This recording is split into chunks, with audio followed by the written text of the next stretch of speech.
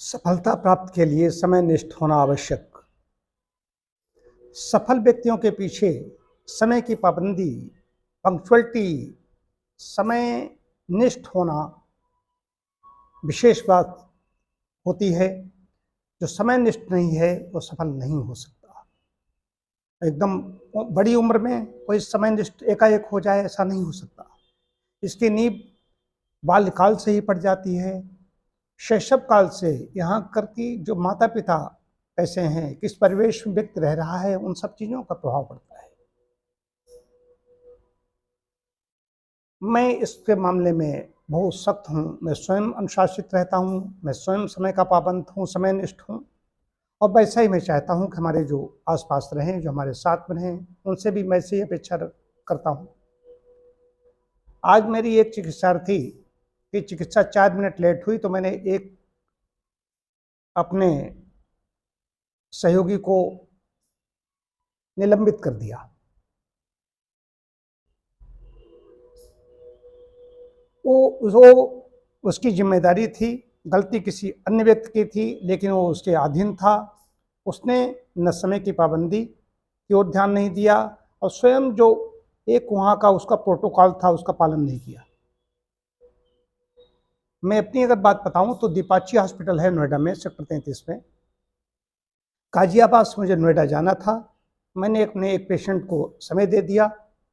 वो वहाँ पर रसीद कटाए हुए बैठा है। 7 बजे का समय दिया गया था। 1000 रुपये मेरी वहाँ पर फीस थी। 1000 रुपये की रसीद कटा के वो बैठा हुआ है। मैं 7:02 पर पहुँचा। 2 मिनट में लेट हो गया कि मेरे पास वाहन नहीं था। मैं दूसरे वाहन से वहाँ पर पहुँचा। 2 मिनट लेट होने की मैंने उससे क्षमा याचना की। हमने कहा क्षमा करना, मैं 2 मिनट विलम्ब हो गया। तो उसने कहा डॉक्टर साहब 2 मिनट विलम्ब हो गया, इसमें कौन सी ऐसी बात। हमने कहा मेरे लिए बात है। मैं 2 मिनट लेट होने के बजाय 2 मिनट पहले पहुंचना पसंद करता हूं। हमारे जितने भी कार्यक्रम, जितने गोष्ठियां, सेमिनार, शिविर, जो भी कार्यशालाएं, जो कुछ ऐसा होता है उनमें समय का ध्यान रखा जाता है।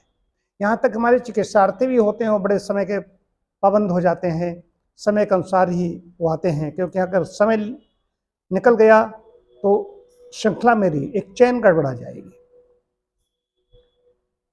समय निष्ठा के लिए माता पिता को स्वयं जागरूक होना पड़ेगा।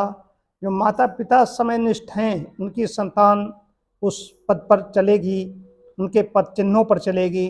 बहुत कम ऐसे लोग होते हैं जिनके माता पिता तो समयनिष्ठ नहीं थे, उनका ऐसा वैसा जीवन था, लेकिन उनकी संतान अच्छी निकल गई। लेकिन अगर माता पिता इस ओर ध्यान दें तो बहुत बात बन सकती है।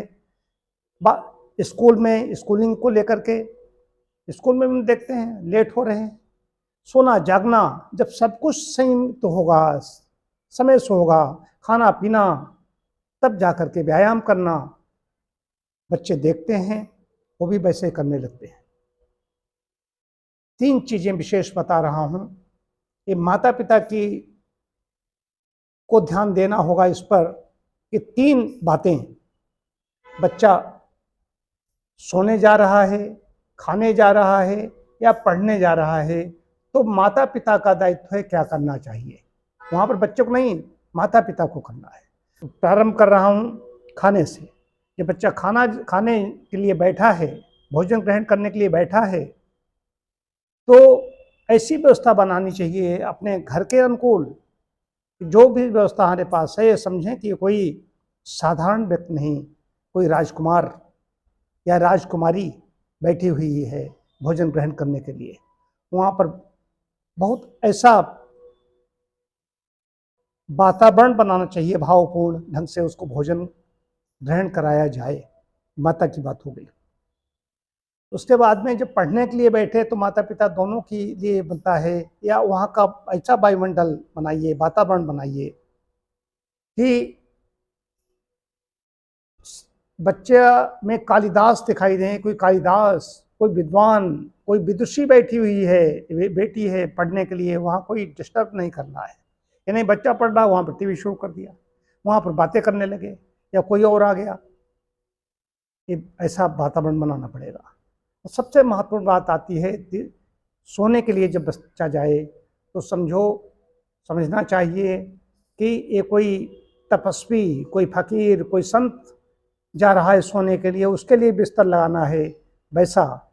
तो ये ऐसे होते हैं, ये अनुशासित होते हैं, कुशल होते हैं, ये जीवन में सफलता तो अर्जित करते करते हैं। इनके द्वारा लोक कल्याण होता है, राष्ट्र कल्याण होता है।